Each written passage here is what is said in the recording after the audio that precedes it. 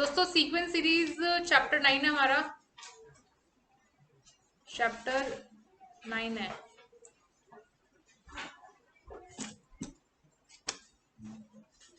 इसके बीच में हमारा एक चैप्टर बायनोमियल थ्योरम रह गया है, वो भी हम कर लेंगे जल्दी। ठीक है, एग्जाम्स आपके चल रहे हो बट क्लासेस मिस मत कीजिए, यही एडवाइस करूंगी बार बार, क्योंकि फाइनल्स में पूरी बुक आएगी आपकी। कोई भी चैप्टर आप मिस करेंगे आपका नुकसान रहेगा उस चीज में। एग्जाम्स चल रहे हैं तो एटलीस्ट क्लास जरूर अटेंड करें। देखो बेटा,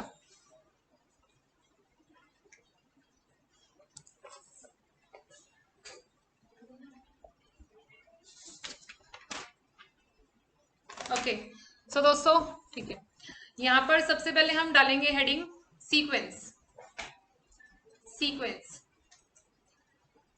and arrangement of numbers one after another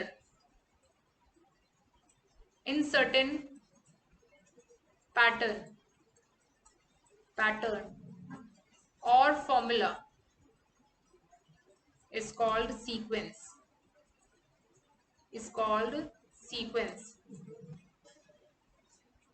दोस्तों जब हम कोई भी अरेंजमेंट कर देते हैं नंबर्स का जिसमें कि कुछ पैटर्न फॉलो हो रहा होता है, तो उस सीक्वेंस को हम उस अरेंजमेंट को हम नाम देते हैं सीक्वेंस का। जैसे कि 2 4 6 8 10 चल रहा है तो सीक्वेंस चल रहा है, और ये सीक्वेंस एपीवी है। दोस्तों बहुत तरह के सीक्वेंस होते हैं, arithmetic progression, geometric progression, harmonic progression.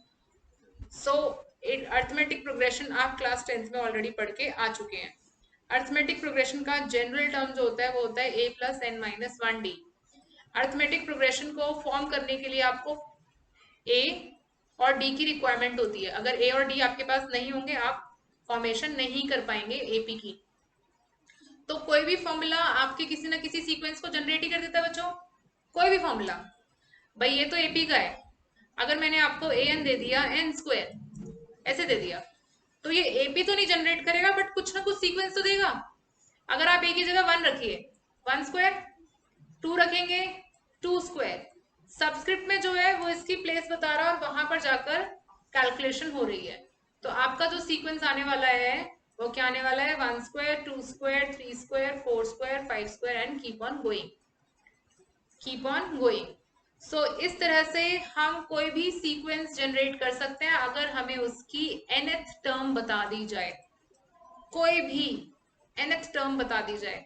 तो अगर मैं इस सीक्वेंस पर बात करूं, इसमें a1 क्या होगा 1/2, a2 क्या होगा 2/3, a3 क्या होगा 3/4, चलता चला जाएगा। सो दोस्तों बुक में भी आपके पास कुछ ऐसे ही क्वेश्चन है फर्स्ट एक्सरसाइज में। ठीक है, अगर मैं आपको बोलती हूँ if an is equals to से n+1, क्या हो भाई परेशान हो तुम, n² + 1, ठीक है, और बोलती हूँ फाइंड सीक्वेंस, तो सभी बच्चे कर सकते हैं, सिर्फ कुछ पर्टिकुलर टर्म्स बोल दी है तो ये तो और भी इजी है। आपको सिर्फ जाकर उसकी पोजीशन पर वैल्यू रखनी है, भाई आपको सिर्फ जाकर उसकी पोजीशन पर वैल्यू रखनी है। 442 हो गया, आपको a20 बोला है तो आप 20 की वैल्यू रख देंगे, 20² + 1 is equals to 400 + 1 which is 401। दोस्तों कुछ सीक्वेंस बड़े फेमस होते हैं अपने नाम से, तो एक सीक्वेंस हमारा है Fibonacci sequence.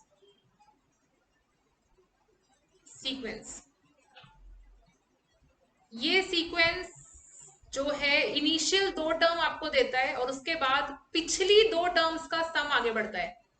Like a1 is equals to 1 is equals to a2, ये दे दिया। अब इसकी जो nth टर्म होगी वो an-1 प्लस an-2 होगी। n की वैल्यू 3 से शुरू होगी आपकी। इस सीक्वेंस का नाम फिबोनाची सीक्वेंस है, फेमस है, इस पर कोडिंग वगैरह करते हैं बच्चे।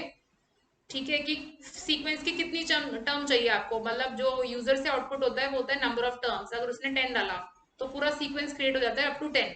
तो कोडिंग होती है इसकी, कोडिंग तभी तो करेगा बच्चे जब उसके बारे में उसको नॉलेज होगी। ठीक है, तो अगर आपके पास a1 और a2 दो नंबर्स दे दिए पहले ही, अब आप A3 निकाल रहे हैं, A3 क्या होगा, n की वैल्यू 3 है, तो n की वैल्यू यहाँ 3 रखेंगे 2 होगा, यहाँ 3 रखेंगे तो ये 1 होगा, यानी कि थर्ड टर्म आएगी 1 + 1 2। दोस्तों इसका मतलब है जो भी टर्म आप निकाल रहे हैं वो लास्ट 2 टर्म्स का सम है। अब तो आप वैसे ही बना सकते हैं इसको, यानी कि A4 होगी A3 + A2, A5 होगी A4 + A3, नहीं यही तो चल रहा है। तो A4 कितनी आई थी 2, और A2 उससे पहले हमारे पास 1 थी। A5 कितनी आ रही है, A4 3 आया, उससे पहले A3 आ चुका था 2। क्या सबको समझ आ रहा है ये? यस, सुदीशना, कामाक्षी, कुशान, क्लियर है बच्चों? द फोर सीक्वेंसेस 1, 1, 2, 3, 5, अब यहां से आप आगे लिख सकते हो इसको चाहो तो। ऐड करो 8, ऐड करो 13, ऐड करो, चलते चले जाएगा।